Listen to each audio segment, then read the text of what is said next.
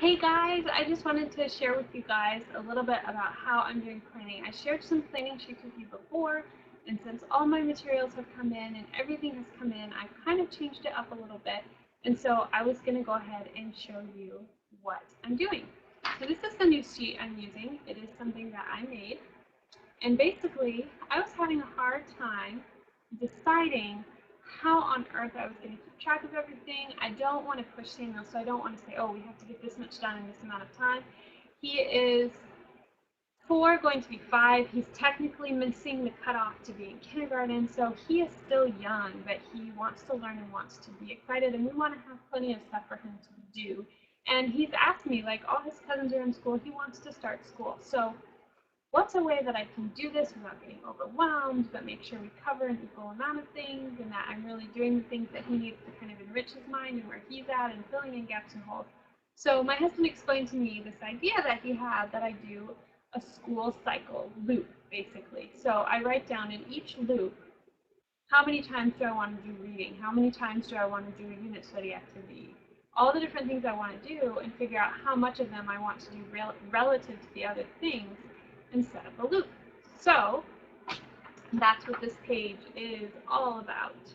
So here I have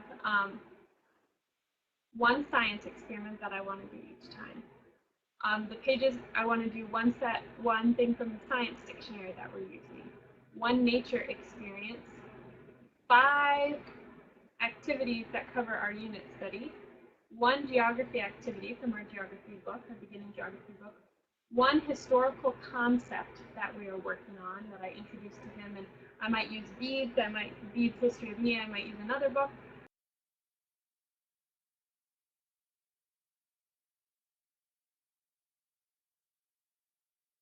I want to do one math concept intro. That's using the Everyday Literacy program from Even More. We'll introduce one concept and we'll do 2 application activities. So that can be games, that can be doing something like patterns with our unit study. It can be anything, and some of these can overlap, and that's fine. Then I want to do a scripture review at least 5 times. Do one reading concept that we're trying to introduce. So it could be rhyming words, it could be kind of anything like that, and then at least practicing that in application at least 2 different ways, 2 different times. Doing one open-ended art activity. So that's like I don't have a planned outcome, I just give them some materials and let them go at it. One Tinker Lab activity. The Tinker Lab activity might be a science experiment, it might be the open-ended art, it might cover both, so I don't necessarily have to do that again. I want to do one logic or reasoning puzzle or activity. And I need to, Samuel, I want to work on his fine motor skills. He's struggling a little bit there. So I want to make sure that he has at least 3 times to practice with fine motor skills.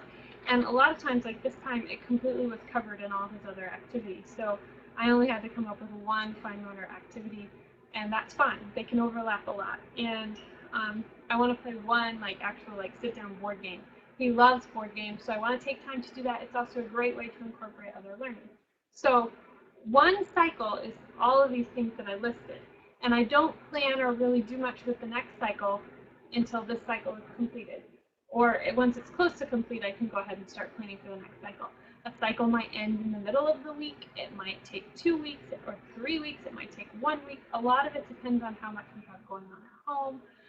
A lot of times, if Samuel's doing things, coming up with things on his own, and he's following his own thing, I don't want to interrupt that and make him do other things.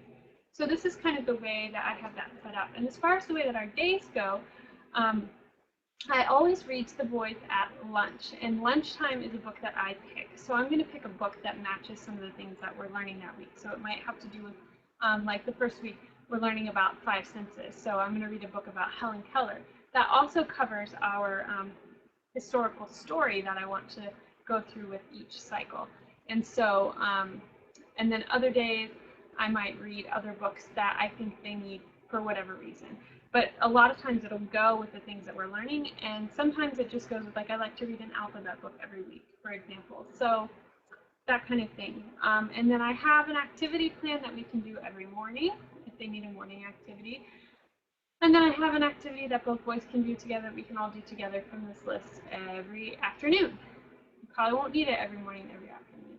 And then what I'm starting to do is between the time that Timothy goes down for his nap and Samuel starts his rest time, usually, I mean, it really depends on when Timothy goes down exactly, but oftentimes that's about a 30-minute slot. And that's when I'm going to sit down with Samuel and do some of the introducing the new concepts. So that would be when I do the geography work with him. That would be when I do the math concept with him. That would be when I introduce a new reading concept. That's time that I need that it's going to be hard to do with Timothy around. And so that's basically how we're going to do it. And as far as Samuel's concerned, I think it's just going to be really fun one-on-one time with him. So that's kind of how I do my planning. And as far as I will share what we're doing for our unit study in the next video, but this is just a little sheet to show you how I plan the unit studies. I went through, Samuel and Timothy picked out the unit studies they want to do. I looked at ones that needed to be done at certain times of the year and kind of plugged them in, and then I kind of roughed out a calendar. It doesn't have to fit exactly, but that way things that need to happen during a certain season, I can be aware of that and make sure that they fit just right. But basically, I made this sheet on my computer. It has any general information about that topic, that theme, books that I have, website resources, videos we can watch, any math principles that we can cover, any science principles that we can cover, any history principles that we can cover, as well as people. And in science, up here I put inventors because Samuel's interested in that. Geography concepts that we can learn, reading concepts that might be, like here we're going to be writing letters, and art activities that go with it, any other resources and notes, and then also if there's service activities that go with it, I've been writing that up here. And then on the back of the page, once I have all my ideas kind of sketched out, I will organize it all on the back into a more usable, orderly kind of format. So that's kind of how I plan the unit study, and this unit study will last for about 5 or 6 weeks is the goal. So that's kind of roughed out there. Sometimes it'll be less, sometimes it'll be more. It just depends on how everything works out. But that's what I have for how I do my planning. And we'll see how this goes. I expect it to adapt and change some, as it already has. But that's where I'm at right now. Now I'm going to do one more video for you guys and share with you what we have on our docket for our Africa unit study that I'm really excited about. So I will close this out and I will get ready to record that video for you.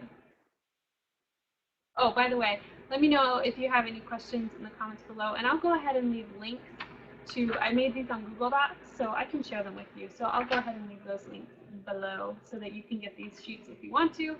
Feel free to edit them, change them, whatever you'd like to do with them so that they work for you.